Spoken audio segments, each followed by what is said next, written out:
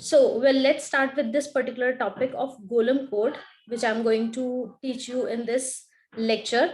And we are going to study what the Golem code is about and how we are going to use the algorithm for encoding the value with the help of a example or with the help of a question so that it is easy for you to understand, right? So let's start with this.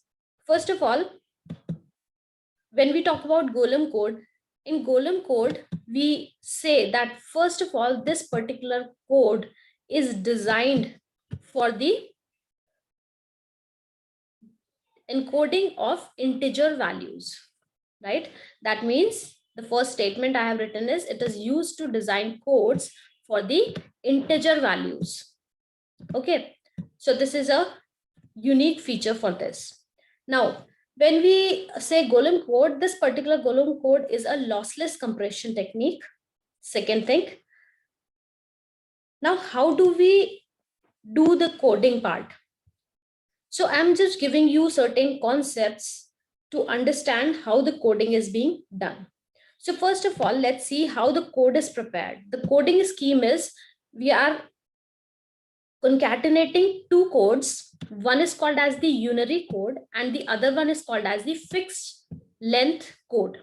Okay, so when I say concatenated means I am using the plus sign, but actually this is not addition, this is concatenation. When I say concatenation means if the unary code is 110 and the fixed code is 111, so what will be the final code? It will be 11011. That means one after the other. So this is a complete code, right? I am using the concatenation sign as plus, not as the addition. Okay, we don't have to add these two codes. We have to concatenate these codes. Fine. So first of all, let's see what variables, what abbreviations we are going to use in this particular Golem code. First is n. N is an integer value. Now, n is an integer value for which you have to design the code, because what we are doing in Golem code, we are going to design the code for integer value. So n is the integer value. I'm going to use the variable n for this integer value.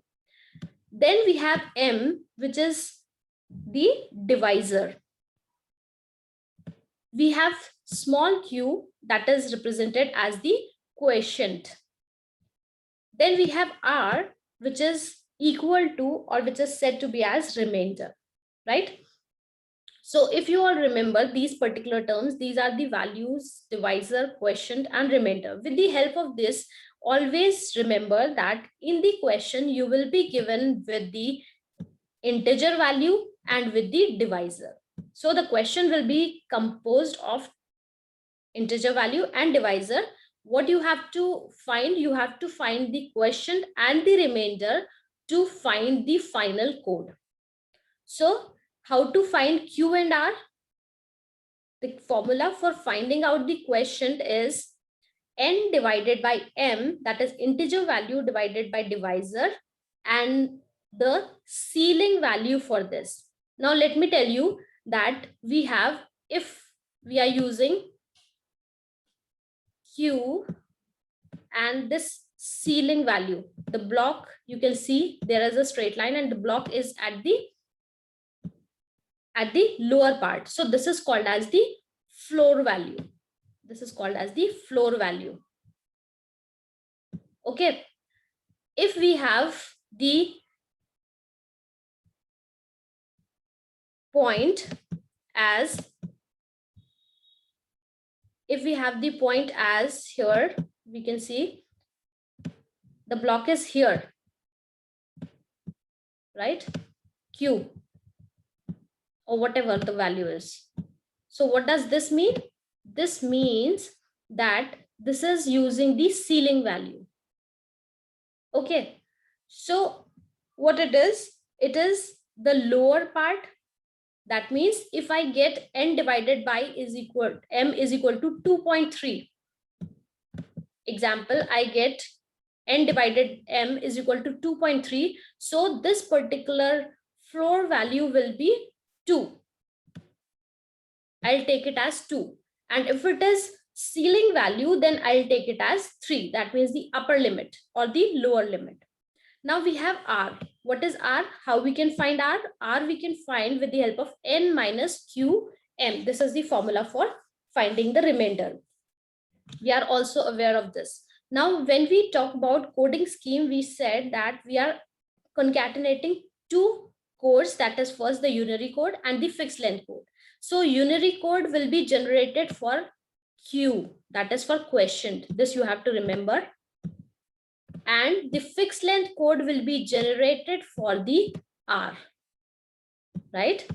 You'll find the value of Q and convert it into binary representation of unary code. And you will get the value of R and get the fixed code length for this particular R. Now, let's understand how we are going to generate the unary code and the fixed length code. First of all, let's understand how we generate the unary codes. Unary codes generation is very simple.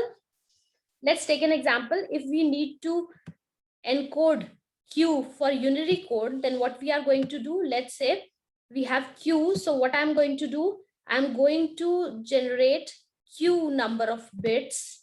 I'll say Q number of bits, Q number of ones followed by 0. There are two methods.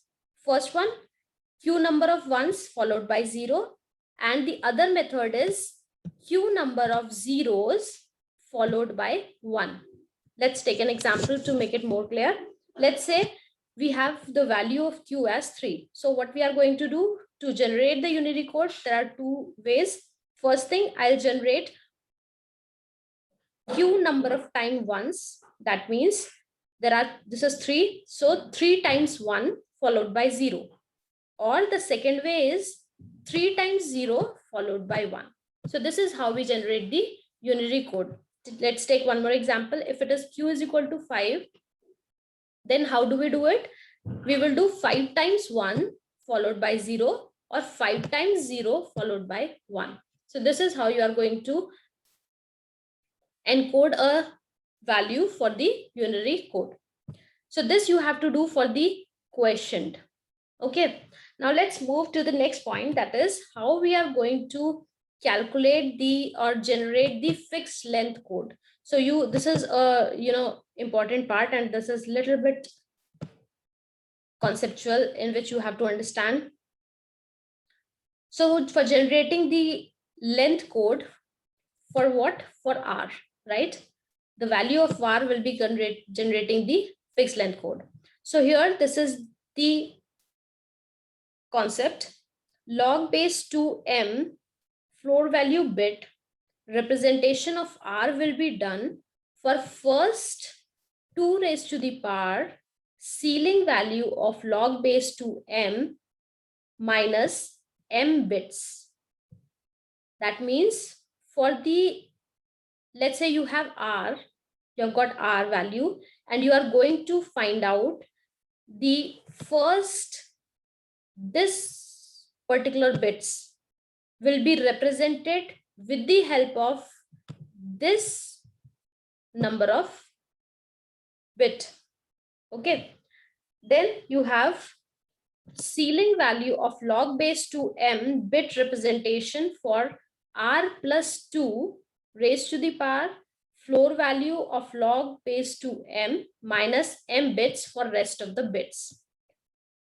Right. So here what you have to do, for first this number of bits, you will represent it with the help of this. And for rest of the values, what you have to do, you have to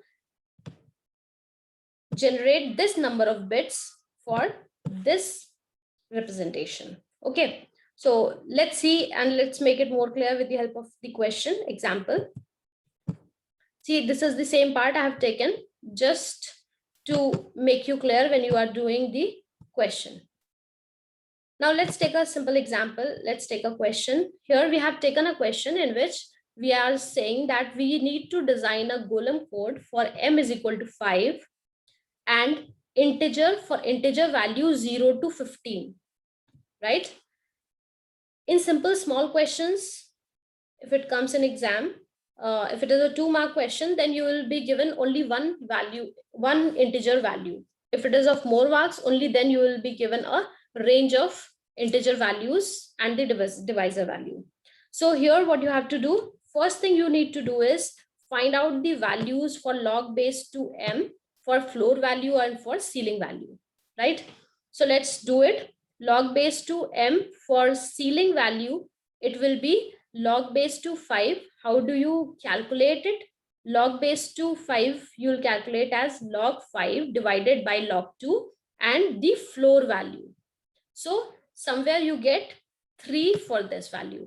I hope you all know how to do the calculation of log, right? Though as it is floor value, so you will take 3. And for log base 2m as floor value, what you are going to take, same calculation is being done, but the floor value is taken as 2. Okay. Now, for fixed length of code R, you are going to check.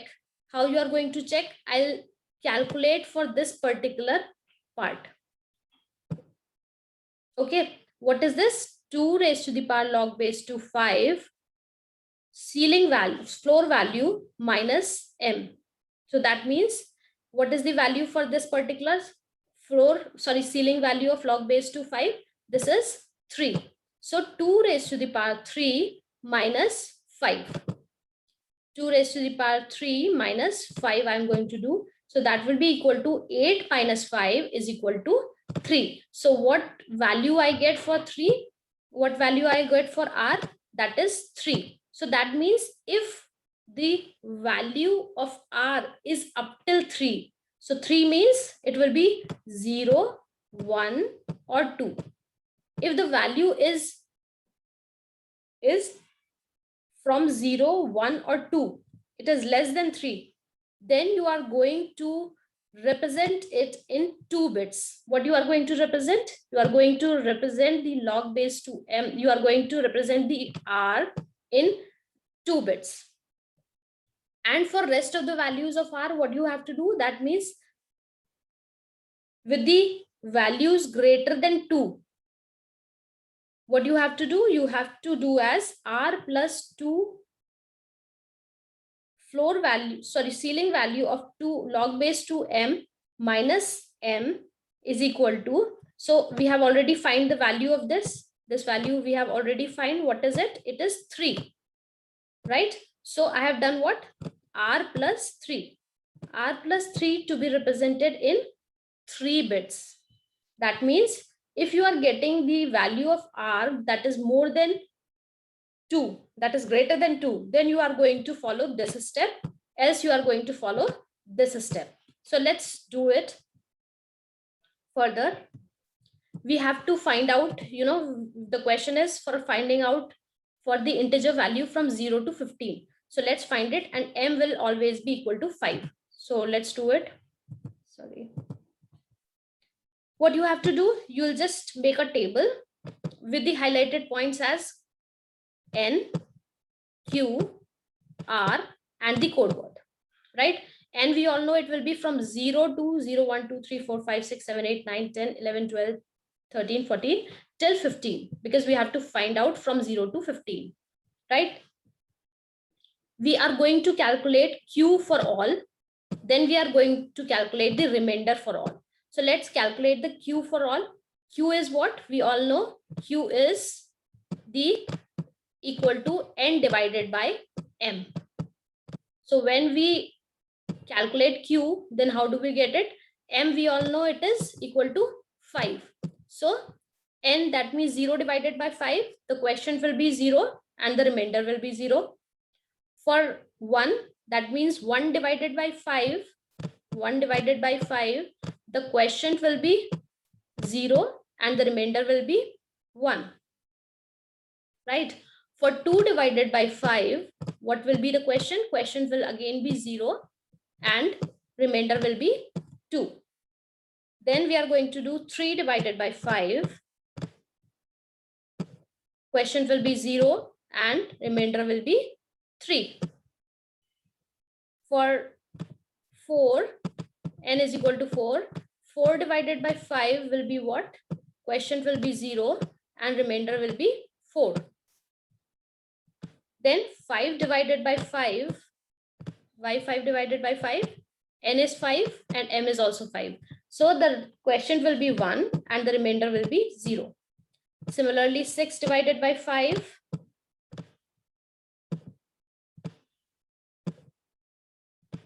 Quotient 1, remainder 1. 7 divided by 5. Quotient is 1, remainder is 2. Similarly, we'll do for this. 8 divided by 5. Quotient is 1, remainder will be 3. This is simple calculation which everyone can do. 9 divided by 5, quotient 1, remainder 4. 10 divided by 5. So what it will be? Obviously the quotient will be 2 and the remainder will be 0. Then 11 divided by 5. It will be quotient is 2 and remainder is 1. 12 divided by 5. The quotient will be 2, remainder is also 2. Then we have 13 divided by 5. The quotient is 2 and the remainder is 3. 14 divided by 5. The quotient is 2 and remainder is 4. And finally 15 divided by 5. We get quotient as 3 and remainder as 0. So now see what we have done. We have done 2 steps. We have find out the quotient and the remainder. Q and R we have find out. Now what I'm going to do, I'm going to generate the unary code for Q, and going to generate the fixed length code for R, right? Fixed length code for R. And then I am going to concatenate these two. So how to do it? Let's see. For 0, let's generate the unary code for Q. Then we'll get the fixed code for R. So for 0, it will be 0. Why 0? I'm taking number of ones because I'm taking 0 number of ones. So there is no 0 followed by 0. 0 number of ones followed by 0. This is unary code. 0 number of ones followed by 0, 0. 0 number of ones followed by 0, 0. Unary code. 0 number of ones followed by 0, 0. Now I have 1. So 1 for 1, I get the unary code as 1 followed by 0. How many number of ones? 1 number of 1 followed by 0. Same thing. 1, 0. 1 number of 1 followed by 0. 1. 1 number of 1 followed by 0. Same here. 1. 1 number followed by 0. 1. 1 number of 1 followed by 0. Now I have 2. So 2 number of 1s followed by 0. 2. 2 number of 1 followed by 0. 2. 2 number of 1 followed by 0. 2. 2 number of 1 followed by 0. 2. 2 number of 1 followed by 0. And now it is 3. So what will it will be? It will be 3 number of 1s followed by 0. So just the underlined part of the code is the unary code. Now we'll find the fixed code for R. How to get the fixed code for R? Let's see what we have to do.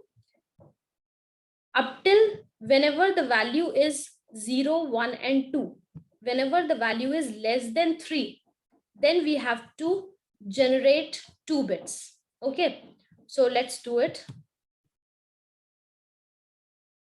What it is? We have, this is 0, so it is less than 3. So we have to generate, we have to represent 0 with 2 bits. So 0 will be represented as 2 bits as 0, 0. Now 1, again this is less than 3. So generating it, representing it as 2 bits. 1 will be represented as 0, 1. Representing 2 as 2 bits, 1, 0. Now it is 3. Now you see 3 is not less than 3. So what I have to do for rest of the values, for the value 0, 1 and 2, I'm going to represent R for 2 bits, while for rest of the bits, that means if it is greater than 2, then what I'm going to do, I'm going to take R plus 3 and then represent it for 3 bits. So that means what? I'm going to take R. Now here R is 3. So 3 plus 3, I get 6. I'm going to represent 6 in 3 bits. So let's see here what I'm going to do. I get 3. So what I'm going to do, I am going to add R is equal to 3. I'm going to add 3 to this R, that is equal to 6. And I'm going to represent 6 in 3 bits. And that is what? 110. Now I have 4. I will again add 3 to it. That is equal to 7. So I'm going to represent again it in 3 bits, 111. Now again 0. So that means what? Represent it in 2 bits. So same, it will go this way only. 0, 0, 0, 0. 1 in 2 bits, 0, 1. 2 in 2 bits, 1, 0. 3 again have to be done in 3 bits. And what it will be represented? 3 plus 3, because we are going to do R plus 3 and represent it in 3 bits because of the condition that is given in Golem code. 4 plus 3, this is equal to 7, and 7 will be represented as 111. Similarly, now 0, 2-bit representation of 0, 0, 0. 1, 2-bit representation as 0, 1. 2, 2-bit representation as 1, 0. 3, again 3 plus 3, 6, representation in 3 bits. 4 plus 3, representation of 7 in 3 bits. And again 0, representation of 0 in 2 bits. So this is how we get the Golem codes. Now you can easily find the Golem code for any n and m value. So I hope you have understood. Thank you very much.